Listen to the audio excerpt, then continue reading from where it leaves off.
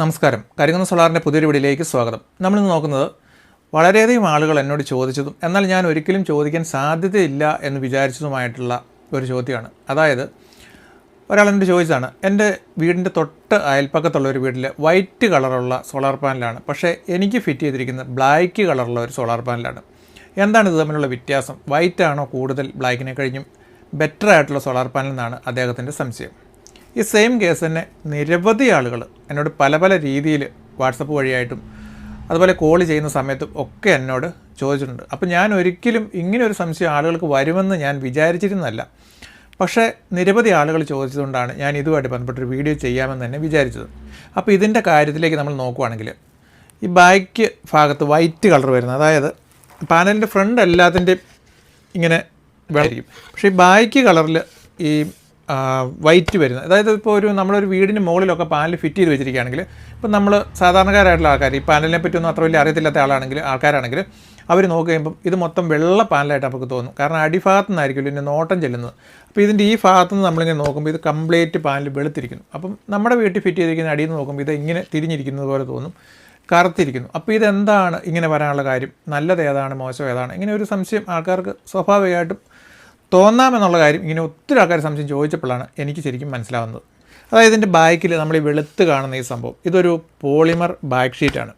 അപ്പോൾ high quality പാനലുകളിലൊക്കെ നമ്മൾ കുറച്ച് നാളുകളായിട്ട് ഈ പോളിമർ ഷീറ്റ് ഉപയോഗിക്കുന്നില്ല. അതിന് പകരം നമ്മൾ ഗ്ലാസ് ടു ഗ്ലാസ് എന്ന് പറയും. അതായത് ഈ ഫ്രണ്ടിലിട്ടിരിക്കുന്ന ഈ ഗ്ലാസ് പോലെ തന്നെ ഈ ബാക്ക് സൈഡിലും ഒരു ഗ്ലാസ്സാണ് ഇടുന്നത്. വളരെ കനം കുറഞ്ഞ 2 ഗ്ലാസ്സുകൾ, അതിന് സെൻറ്ററിലായിട്ട് നമ്മൾ പാനലുകൾ, അതായത് സോളാർ സെല്ലുകൾ വെക്കുന്ന ഒരു ടെക്നോളജി. അതിന് ഗ്ലാസ് ടു ഗ്ലാസ് പാനലുകൾ എന്നാണ് പറയുന്നത് സാധാരണ ഇതിൽ. ഇപ്പോൾ വളരെ തിക്നെസ് കുറഞ്ഞ 2 mm ഒക്കെ ഒരു ഗ്ലാസ്സിന് തിക്നെസ് ഉണ്ടാവുള്ളൂ. അപ്പോൾ 2 ഗ്ലാസും പാനലും എല്ലാം കൂടെ ഏകദേശം 4 mm ഏകദേശം അതിൻ്റെ എല്ലാം കൂടെ തീരുന്ന ഒരു സാഹചര്യം വരും. അതായത് നമ്മൾ നോക്കുവാണെങ്കിൽ ഒരു 10-30 വർഷങ്ങൾക്കൊക്കെ മുമ്പും ഈ ഗ്ലാസ് ടു ഗ്ലാസ് ടെക്നോളജി ശരിക്കും ഇവിടെ ഉണ്ടായിരുന്നു എന്ന് വേണമെങ്കിൽ നമുക്ക് കാണാനായിട്ട് പറ്റും. പക്ഷേ അന്ന് ഉപയോഗിച്ചിരുന്ന ഗ്ലാസ് എന്ന് പറയുന്നത് ശരിക്കും 4 mm ഒക്കെ, സാധാരണ നമ്മുടെ ജനാലകൾക്കൊക്കെ ഇടുന്ന ആ ഒരു ഗ്ലാസ് ഉണ്ടല്ലോ, കനമുള്ളത്, അതുപോലെ 4 mm ഒരു ഗ്ലാസ് ഫ്രണ്ടിലും 4 mm ഒരു ഗ്ലാസ് ബാക്കിലും ഇട്ടിട്ട് അതിന് സെൻറ്ററിൽ സെല്ലുകളും ആണ് വെച്ച് അന്ന് ഡിസൈൻ ചെയ്തുണ്ടാക്കിയിരുന്നത്. അതിൻ്റെ അലുമിനിയത്തിൻ്റെ ഫ്രെയിമും എല്ലാം നല്ല കട്ടിയുള്ള ഫ്രെയിമും എല്ലാം ഉപയോഗിച്ചുകൊണ്ട് അത് ഉണ്ടാക്കി വരുമ്പം ഏകദേശം ഒരു 10, അതായത് 4 ഉം ഒരു 2 mm അതിൻ്റെ സെല്ലും കൂടെ കൂട്ടിയാൽ ഏകദേശം 10 mm ആയിരുന്നു അതിൻ്റെ തിക്നെസ് എന്ന് പറയുന്നത്. അതായത് ഇങ്ങനെയുള്ള അതിൻ്റെ ആ ഒരു തിക്നെസ് എന്ന് പറയുന്നത്. അതിൻ്റെ കൂട്ടത്തിൽ ഈ ഫ്രെയിമും എല്ലാം കൂടെ വരുമ്പോഴത്തേക്കും വളരെ ബൾക്കായിട്ടുള്ള, വളരെ വെയിറ്റ് കൂടിയ ഒരു സംഭവമായിരുന്നതിനാലാണ് അവർ അതിൻ്റെ അതേ ബാക്കിലെ ആ ഗ്ലാസ് ഉപേക്ഷിച്ചിട്ട് ഇതുപോലെയുള്ള ഷീറ്റിനകത്തേക്ക് ശരിക്കും പോയത്. പിന്നീട് അത് ഈ ഒരു കാലഘട്ടത്തിലാണ് ശരിക്കും വീണ്ടും ആ ടെക്നോളജി അല്ലെങ്കിൽ ഷീറ്റ് മാറ്റിയിട്ട് വീണ്ടും ഗ്ലാസ് ടു ഗ്ലാസ് എന്നുള്ള ആ ഒരു രീതിയിലേക്ക് വരുന്നത്. അപ്പോൾ അതിനുള്ള ഗുണങ്ങളും ദോഷങ്ങളും എന്താണെന്ന് നമുക്കിനി നോക്കുവാണെങ്കിൽ, ആദ്യമായിട്ട് നമ്മൾ നോക്കുവാണെങ്കിൽ ഈ പോളിമർ ഉപയോഗിച്ചുകൊണ്ടുള്ള ഈ ടെക്നോളജി ആണെങ്കിൽ അതിനുള്ള ഗുണം എന്താണെന്ന് വെച്ചാൽ ഇത് കുറച്ച് വെയിറ്റ് കുറവായിരിക്കും മറ്റതിനെ അപേക്ഷിച്ച്, ഗ്ലാസ് ടു ഗ്ലാസിനെ അപേക്ഷിച്ച്. അതുപോലെ തന്നെ നമുക്ക് റൂഫൊക്കെ ചെയ്യുമ്പോൾ അതിന് മുകളിലുള്ള ആ സ്ട്രക്ചർ വർക്കൊക്കെ ചെയ്യുന്നത് നമുക്ക് കുറച്ച് വലിയ ഹെവി ആയിട്ട് നമ്മൾ ചെയ്യേണ്ട ആവശ്യമില്ല. നമുക്ക് കുറച്ച് ലൈറ്റായിട്ട് ചെയ്താലും വെയിറ്റ് ഇല്ലാത്തതുകൊണ്ട് വലിയ പ്രശ്നം വരത്തില്ല. അതുപോലെ തന്നെ ഇത് നല്ല വിലക്കുറവിൽ നമുക്ക് കിട്ടും. ഇതുപോലെയുള്ള വെള്ളയാണെങ്കിൽ, അതായത് പാനലുകളുടെ അടിയിൽ വൈറ്റ് വരുന്ന ആ ഒരു പാനലുകളാണെങ്കിൽ വിലയിൽ നമുക്ക് മറ്റതിനെ കഴിഞ്ഞ് നല്ല രീതിയിലുള്ള കുറവും കിട്ടും. അങ്ങനെ കുറേ ഗുണങ്ങൾ അതിനുണ്ട്. പക്ഷേ ഉള്ള ദോഷങ്ങൾ എന്താണെന്ന് വെച്ചാൽ നമുക്ക് എന്തെങ്കിലും ഇടിമിന്നലൊക്കെ ഉണ്ടായാൽ അത് കയറി പിടിക്കാനും ഇതിന് പൊട്ടൽ വരാനും അതുപോലെ തന്നെ ലീക്കേജ് ഉണ്ടാകാനുള്ള സാധ്യതകൾ, അതുപോലെ തന്നെ തീ പിടിച്ച് കഴിഞ്ഞാൽ ഈ സംഭവത്തിന് തീ പിടിക്കാനുള്ള ചാൻസ് കൂടുതലുണ്ട്. അങ്ങനെയുള്ള കാര്യങ്ങളൊക്കെ വെച്ച് നോക്കുമ്പോൾ നമുക്ക് ഗ്ലാസ് ടു ഗ്ലാസ് അത് മിന്നലേക്കില്ല. അതുപോലെ തന്നെ ഹീറ്റ് വന്നാലും അതിനകത്ത് തീപിടുത്തമോ അങ്ങനെയുള്ള സാധ്യതകളൊക്കെ വളരെ കുറവാണ്. അതുപോലെ തന്നെ ലീക്ക് വരാനായിട്ട് എത്ര മഴയോ അങ്ങനെയുള്ള സംഭവങ്ങൾ ഏത് കാലാവസ്ഥ വെച്ചാലും യാതൊരു വിധത്തിലുള്ള ലീക്ക്, അതിനുള്ളിലേക്ക് ചെറിയ ഈർപ്പം കയറിയോ അങ്ങനെയുള്ള ഒരു സംഭവം ഒരു തരത്തിലും നമുക്കതിനകത്ത് ഉണ്ടാവാനായിട്ടുള്ള ഒരു സാധ്യത ഇല്ലാത്തതുകൊണ്ട് തന്നെ അതുതന്നെയാണ് ഏറ്റവും നല്ലതും ഏറ്റവും സൂപ്പറായിട്ട് ടെക്നോളജി നമുക്ക് പറയാം. പിന്നെ അതിന് അല്പം വില കുറച്ച് മറ്റേ ഈ സാധാരണ വൈറ്റ് കളറിലുള്ള ഈ ഷീറ്റ് വരുന്നതിനെ കഴിഞ്ഞും വില അല്പം അതിന് കൂടുതലായിരിക്കും ചെയ്യും. അപ്പോൾ ഈ ഗ്ലാസ് ടു ഗ്ലാസിനകത്ത് ഉപയോഗിക്കുന്ന ഗ്ലാസ്സൊക്കെ ടെമ്പേർഡ് ഗ്ലാസ് ആണ്. അങ്ങനെ പെട്ടെന്നൊന്നും അത് നശിച്ചു പോവുകയോ അങ്ങനെയുള്ള കാര്യങ്ങളും ഒരു 30 വർഷക്കാലത്തേക്ക് നമുക്ക് സുഖമായിട്ട് ഉപയോഗിക്കാവുന്ന രീതിയിലുള്ള ടെക്നോളജിയാണ് ഗ്ലാസ് ടു ഗ്ലാസ് ടെക്നോളജി.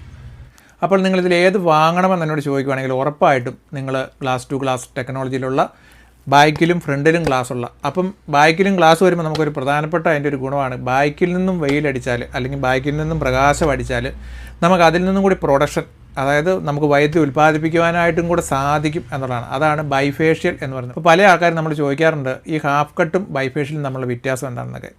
അപ്പോൾ ഹാഫ് കട്ട് എന്ന് പറയുന്നത് ബൈഫേഷ്യൽ എന്ന് പറയുന്നത് രണ്ട് സംഭവമാണ്. അതായത് ഈ പാനലിൻ്റെ സെൻറ്റർ വെച്ച് തിരിച്ചിട്ട് 2 സെക്ഷനായിട്ട് കണക്ഷൻ കൊടുത്തുകൊണ്ട് എടുക്കുന്ന ആ ഒരു സംവിധാനത്തിനാണ് നമ്മൾ ഹാഫ് കട്ട് എന്ന് പറയുന്നത്. അതുമായിട്ട് ബൈഫേഷ്യലിന് ഒരു ബന്ധമില്ല. ബൈഫേഷ്യൽ എന്ന് പറഞ്ഞാൽ 2 ഗ്ലാസ് വെച്ചിട്ട് അടിയിൽ നിന്നും വൈദ്യുതി ഉൽപ്പാദിപ്പിക്കുന്നതാണ്. അപ്പോൾ ഇത് രണ്ടിൻ്റെയും ഒരു പ്രത്യേകത എന്താണെന്നുള്ളത് നിങ്ങൾക്ക് മനസ്സിലായി കാണുമെന്ന് വിചാരിക്കുന്നു. അപ്പോൾ നിങ്ങൾ തീർച്ചയായിട്ടും ഇനി വാങ്ങിക്കുവാണെങ്കിൽ ഈ വൈറ്റ് കളർ ബാക്കിലുള്ള ഈ പാനലുകൾ, ഇത് ചെറിയ പാനലുകളിലാണ് വരുന്നത്. അതായത് ഇപ്പോൾ ഒരു 10 വാട്ട് 20 വാട്ട് 50 വാട്ട് 100 വാട്ട് അങ്ങനെയുള്ള ചെറുതൊക്കെ ആണെങ്കിൽ നിങ്ങൾക്ക് ഇതുപോലെ വൈറ്റ് കളറുള്ളതേ നിങ്ങൾക്ക് കിട്ടത്തുള്ളൂ. അല്ലാതുകൊണ്ട് നിങ്ങൾ ഗ്ലാസ് ടു ഗ്ലാസ് തപ്പി നടന്നാൽ നിങ്ങൾക്ക് ഒരിക്കലും അങ്ങനെയുള്ള ചെറു പാനലുകളൊന്നും കിട്ടത്തില്ല. പക്ഷേ നിങ്ങൾക്ക് വലിയ പാനലുകൾ 500 വാട്ട് 600 വാട്ട് അങ്ങനെയുള്ള വലിയ പാനലുകളിലേക്ക് പോയി കഴിയുമ്പോൾ നിങ്ങൾക്ക് ഗ്ലാസ് ടു ഗ്ലാസിന് നല്ല ക്വാളിറ്റിയുള്ള ടോപ്പ് കോൺ ചെറ്റി എല്ലാ ഇതിനകത്തും നിങ്ങൾക്ക് അങ്ങനെയുള്ള പാനലുകൾ നിങ്ങൾക്ക് കിട്ടാനുണ്ടാവും. അത്തരമുള്ളത് നിങ്ങൾ വാങ്ങിക്കാവുള്ളൂ. ഇതേപോലത്തെ വെളുത്ത ആടിയുള്ളത് ഇനി നിങ്ങൾ വാങ്ങിക്കാതിരിക്കുന്നതായിരിക്കും നല്ലത്. പിന്നെ നിങ്ങൾ വിലക്കുറവാണ് പ്രധാനമായിട്ട് നിങ്ങൾ നോക്കുന്നതെന്നുണ്ടെങ്കിൽ നിങ്ങൾക്ക് വേണമെങ്കിൽ ഇങ്ങനെ വെള്ള കളറുള്ളത് വാങ്ങിക്കാം. പിന്നെ നിങ്ങളോട് എനിക്കൊരു കാര്യം പറയാനായിട്ടുള്ളത്, നിങ്ങൾ വാട്സാപ്പിലോ ഒക്കെ എനിക്ക് മെസ്സേജ് അയച്ചുകൊണ്ട് അല്ലെങ്കിൽ വോയിസിൽ എന്നോട് എന്തെങ്കിലും ചോദ്യങ്ങൾ ചോദിക്കുന്ന സമയത്ത് ഏത് കമ്പനിയുടെ സാധനമാണ് ഞങ്ങൾ വാങ്ങിക്കേണ്ടത്, അങ്ങനെ പല കമ്പനിയുടെ പേരൊക്കെ പറഞ്ഞിട്ട് ഇതിൽ ഏതെടുക്കണം, ഓരോ കമ്പനിയുടെയും ഏത് മോഡൽ എടുക്കണം, ഇങ്ങനെയുള്ള കാര്യങ്ങൾ ചോദിച്ചാൽ ഞാൻ ഒരിക്കലും അതിനകത്ത് ഓരോ കമ്പനിയെ സപ്പോർട്ട് ചെയ്തുകൊണ്ടോ അല്ലെങ്കിൽ ഒരു കമ്പനീനെ കുറച്ച് കാണിച്ചുകൊണ്ടോ ഉള്ള ഒരു കാര്യത്തിൽ ഞാൻ ഉത്തരം തരത്തില്ല. അല്ലെങ്കിൽ അങ്ങനെ കമ്പനിയുടെ പേരുകൾ ചോദിച്ചാൽ ഒരിക്കലും അതിനകത്ത് നമ്മൾ ഇന്ന കമ്പനി എടുത്തു അങ്ങനെ നമ്മൾ ഒരിക്കലും പറയത്തില്ല എന്നുള്ളൊരു കാര്യം വ്യക്തമായിട്ട് പറയുകയാണ്. അപ്പോൾ കമ്പനിയുടെ പേരോ കാര്യങ്ങളോ നമ്മളോട് ഒരിക്കലും ഒരു കമ്പനിയുടേതും നമ്മളോട് ചോദിക്കരുത്. ഇപ്പോൾ മോണോപ്പർക്ക് ചെറ്റ് ടോപ്പ് കോൺ ഇതിനകത്ത് ഏതാ നല്ലത് ഇങ്ങനെയൊക്കെയുള്ള കാര്യങ്ങൾ ചോദിക്കുവാണെങ്കിൽ ഞാനിതിനകത്ത് മറുപടി തരും. അല്ലാതെ കമ്പനി ചോദിച്ചാൽ നമ്മൾ ഒരിക്കലും മറുപടി തരത്തില്ല. പിന്നെ നിങ്ങളോട് പറയാനുള്ള ഒരു പ്രധാനപ്പെട്ട കാര്യം, നിങ്ങൾ ഈ വാട്സാപ്പിൽ വന്ന് എനിക്ക് മെസ്സേജ് അയക്കുമ്പോൾ നിങ്ങളുടെ പേര് നിങ്ങളുടെ സ്ഥലം ഇതൊന്ന് പരിചയപ്പെടുത്തിയതിന് ശേഷം വേണം നിങ്ങൾ മെസ്സേജ് വിടാനായിട്ട്. അല്ലാതെ വെറുതെ വന്നിട്ട് ഒരു ഊരും പേരും ഇല്ലാതെ വെറുതെ ഒറ്റ മെസ്സേജ് വിടില്ല. ചിലർ വന്നിട്ട് ഒറ്റ ചോദ്യമാണ്, ചേട്ടാ ബൈഫേഷ്യലാണോ ഹാഫ് കട്ടാണോ നല്ലത് എന്ന് ചോദിച്ച് ഒറ്റ ചോദ്യം മാത്രമാണ്. ഇത് എവിടെ നിന്നാണെന്നോ ആരാണെന്നോ എന്താണെന്നോ യാതൊരുവിധ ഊരും പേരും ഇല്ലാതെ ചോദിച്ചാൽ ഞാനിനി അതിന് മറുപടി തരില്ല എന്നുള്ള കാര്യം വളരെ വ്യക്തമായിട്ട് തന്നെ ഞാൻ പറയുകയാണ്. നമുക്ക് മെസ്സേജ് ഇടുന്ന ആൾക്കാരോട് നിങ്ങളുടെ പേരെന്താണ് സ്ഥലം എന്താണെന്ന് സ്ഥിരമായിട്ട് ഇങ്ങനെ ചോദിച്ച് മടുത്തു. അതുകൊണ്ടാണ് പേരും സ്ഥലവും വ്യക്തമായിട്ട് തന്നെ നിങ്ങൾ പറയണം. അത് നിങ്ങളുടെ ഒരു കുഞ്ഞു സ്ഥലമാണെങ്കിൽ നിങ്ങളുടെ ആ ഒരു പല സ്ഥലപ്പേരും പറയുമ്പോൾ ഞാൻ ചിലപ്പോൾ അത് കേട്ടിട്ടുണ്ടാവില്ല. അതുകൊണ്ട് തന്നെ നിങ്ങൾ മെയിനായിട്ടും ആ ജില്ലയൊന്ന് പറഞ്ഞിട്ട് അല്ലെങ്കിൽ അതിനോട് അടുത്തുള്ള ഒരു പ്രധാനപ്പെട്ട ഒരു സ്ഥലം പറഞ്ഞിട്ട് അതിൻ്റെ അടുത്തുള്ള സ്ഥലമായിട്ടുള്ള ഇന്ന സ്ഥലത്ത് എന്ന് പറഞ്ഞ് പരിചയപ്പെടുത്തുവാണെങ്കിൽ നമുക്ക് കൂടുതൽ എളുപ്പമായിരിക്കും. കാരണം ഇത് അങ്ങോട്ടും ഇങ്ങോട്ടും വാട്സപ്പിനകത്ത് ഒന്നാമത് നല്ല തിരക്കുണ്ട്. ഇത് സ്ഥിരമായിട്ട് അങ്ങോട്ടും ഇങ്ങോട്ടും നമുക്ക് മെസ്സേജ് വിട്ട് കളിച്ചുകൊണ്ടിരിക്കാൻ പറ്റുന്ന ഒരു സമയം എനിക്കില്ലാത്തതുകൊണ്ടാണ് ഞാൻ വളരെ വ്യക്തമായിട്ട് പറയുന്നത്. നിങ്ങൾ പറയുമ്പോൾ അതുപോലെ തന്നെ നിങ്ങളുടെ മെസ്സേജ് ആണെങ്കിലും വളരെ വ്യക്തമായിട്ട് പറയാനായിട്ട് ശ്രദ്ധിക്കണം. കാരണം പലരും വന്നിട്ട് ചോദിക്കുകയാണ്, എൻ്റെ വീട്ടിൽ ഒരു ഇൻവേർട്ടർ ഉണ്ട്, അതിന് ഞാൻ സോളാർ ആക്കാൻ എന്ത് ചെയ്യണം? ഇത്രയും മാത്രമാണ് ആൾക്കാർ പെട്ടെന്ന് വന്ന് ഒറ്റയടിക്ക് പറഞ്ഞിട്ടങ്ങ് പോവാണ്.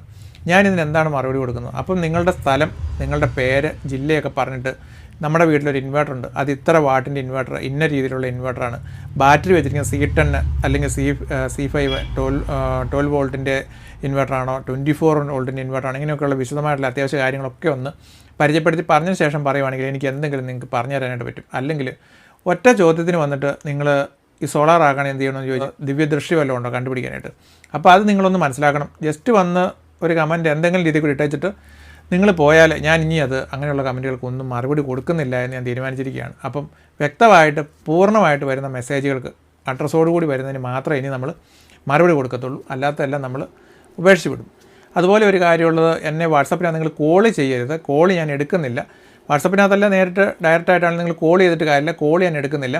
മെസ്സേജ് വോയിസ് ആയിട്ട് നിങ്ങൾ മെസ്സേജ് അയക്കുക. കാരണം നമുക്ക് എവിടെയെങ്കിലും പോകുന്ന യാത്രയിലൊക്കെയാണെങ്കിൽ നമുക്ക് ഇത് ഞാനിതിന് മുമ്പും പലതവണ ഞാൻ മറ്റ് പല വീഡിയോയിലും ഞാൻ പറഞ്ഞിട്ടുള്ളതാണ്. പിന്നെയും ഇതിങ്ങനെ കണ്ടമാനം ആളുകൾ കോൾ ചെയ്യുന്നത് കൊണ്ടാണ് ഞാൻ പറയുന്നത്, നിങ്ങൾ വാട്സപ്പിനകത്ത് മെസ്സേജ് ചെയ്താൽ മതി.